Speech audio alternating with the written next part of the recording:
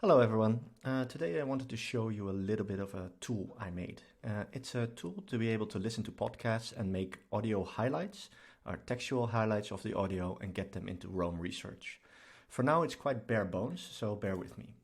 For now you have to go through ListenNotes, one of the big podcast search engines, and actually find the podcast episode that you want to listen to.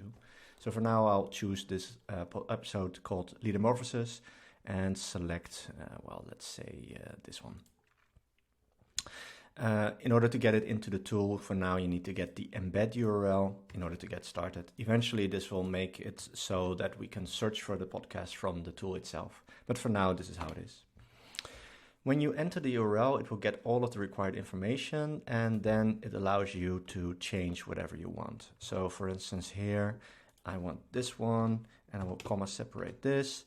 And eventually I will also take, an invitation. Let's make this the title of the podcast episode to make it a little bit nicer and to make sure it ends up nicely into the Roam file.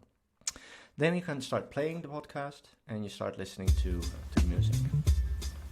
I'll fast 20 different languages. And I think many of you listening will have read his book. I'll pause it for now because, else the podcast keeps running through my voice. But what it's actually doing, it's sending the last 15 seconds up to the Google Speech API and get it transcribed. And the benefit is that it works with all of the languages that the Speech API supports, which is quite a lot. You can then expand the fragment upwards or downwards for another 15 seconds. And eventually you can also add an extra note. These are public, so the highlights will be public, and these are private, and these will remain in your own graph.